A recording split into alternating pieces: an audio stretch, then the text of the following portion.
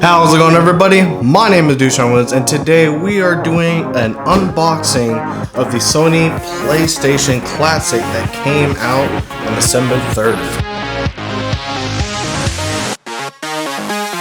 Looking at this, I actually kind of wanted to do this as early as possible, but yeah, USPS, I don't know why Amazon decided to go with them this time around, but for some reason this was on a different truck than the truck that normally comes, and yeah, I didn't get this at the time that I wanted to. So I was a little bit sad about that, but we're kind of past that now, and we just want to see what this guy has with it. So looking at the back, you know, they had already released some of the games, and of course some of these games I've actually grew up with. Some of them I really played and loved. Just, you know, the absolute, you know, blazes out of them. Like I actually played Wild Arms 2. That was more of my favorite one. I am a big Persona fan, and it was actually one of the games that I didn't get to play. I never did get to play the first one. I actually started with 2 and pretty much played every single one after that. But Final Fantasy 7, that was almost kind of worth it buying this for just that by itself. But let's see, kind of get that out.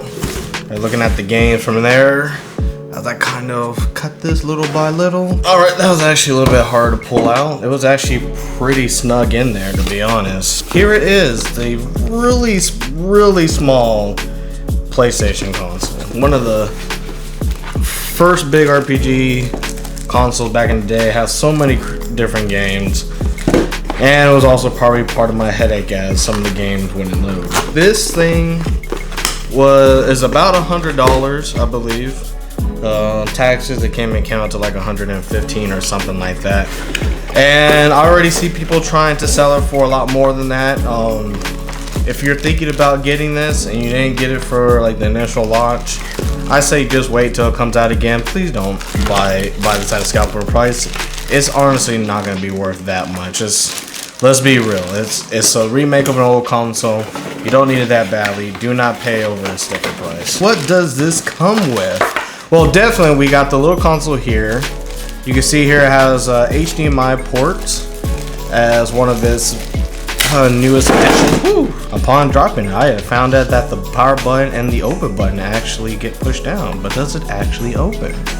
Huh. Well, let's kind of look at the console a little bit more. So back again, you got the HDMI port, and you also have the new power cord, which is just USB regular, not USB Type-C, which I'm kind of really surprised with. All right, and then here you're gonna have just the inputs for the controllers. So the controllers, from my understanding, are supposed to be exactly like the old ones, with the difference of the ports. So the ports are just like USB 2. Is it USB 2? Or not USB Type 3, it doesn't look like. But this is like a standard, really the first kind of controller. This is the one without the dual shocks. I was like, that's old. Like this like, I did not really like these controllers back in the day because they didn't feel like they had enough weight. And I was happy when they had the 2 joysticks at the bottom, but I do appreciate that it gives you 2 of them. And here you got the power cable. Again, this the USB, I think Type B or whatever, I forgot, micro USB. About this long.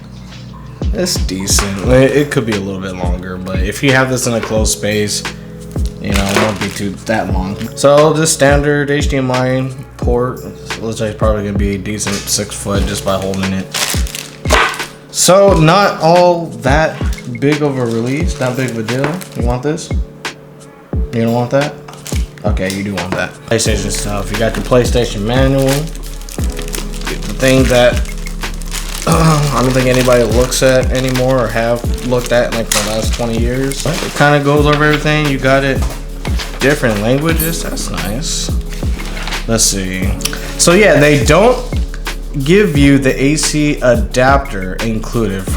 That's a weird thing. I don't understand why when they give you devices that use USB powered, they don't just give you the thing that plugs it into the wall. Like, I don't understand why, you know, something that's probably $5 or probably way cheaper for a company, they just don't include that into the box. Like, it does not matter. Like, literally, technically, if you were to give this to somebody, they couldn't use it because they just couldn't plug it into the wall unless, you know, they use like their phone charger in order to play it. Like, that's just some weird ganky stuff that I still don't understand what companies do to this day. Okay, so an actual interesting thing, so this doesn't pop up, but for games that ask you to switch discs, like Final Fantasy VII, where you need to go to disc 2 or disc 3, you actually just push the open button here to initiate that part. So anytime you need to switch, or anytime you need to go to different discs, you just hit open, and I guess it already kind of just goes to the next disc. You probably have to select it too, or the next disc, but I do like that. It just kind of gives you that old effect of like, oh, okay, I'm actually switching discs, when, you know, games were so big you couldn't put them on just one single CD. I think a missed opportunity on this is probably being able to put like your old save files on here. Like, wouldn't it just be so cool if like the memory card slots were like standard size, and like some of these games that you already played, you were able to take your old memory cards and just plug them in there, be able to get your save file for some of these games? Because I know I probably still have my Final Fantasy VII save file and Tekken 3's file. I know I probably still have all those files still on my older, I mean, I still got the consoles themselves. Let me actually go get that old console. All right, so just to kind of show you like a size comparison of what they did, like you got this guy about big as, well, smaller than my face and everything, and then you got this guy, the original PlayStation console. Good old, hit up the disc and everything, power cord and all that, standard size, AV, you got your power strip, all the kind of thing. I mean, just putting them side by side, just how much of that, all this kind of fits into this little thing, plus some games to go with it. Even when you look at the controller, like this is like old. I have like maybe 2 of these. I know I have the old controller, but I'm not about to go find it right now. But just kind of looking at the kind of difference and the similarities of the controller themselves is, you know, crazy. It's not that far off. It's not that much smaller. Like, it's still, you can still have it in your hand and everything.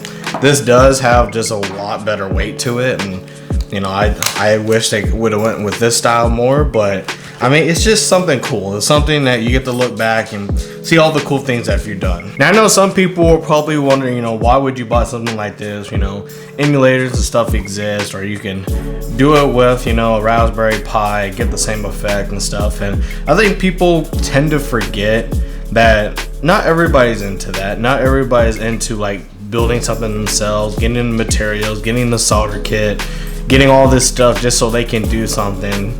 I think when it comes to like something like this, like a lot of like the older games and everything, they're not that much treasured to where you would put in some effort to play them all. Especially with a lot of this, you could probably still do that, do the emulator like on your actual computer or something. I think something like this, something that's easier, something that you can carry around, kind of play some of the games. Some of these games that you know people are gonna like, maybe they'll actually pick it up, play it or whatever. You know, some people will just like to have this. This is something that's cool, and some people just like to support the company for actually doing stuff like this. And there's nothing wrong with that. There's nothing wrong with supporting a company that you like, that you appreciate, and do stuff that's cool like this. Now, I can kind of see this as being more just like a copy of what Nintendo did, but I mean, at this point, who is really original when it comes to stuff like this? With that, everybody, thank you for watching this video. If you really liked it, if you want to see more, please go ahead and subscribe to the channel, and definitely if you like this video, like it and share it with your friends.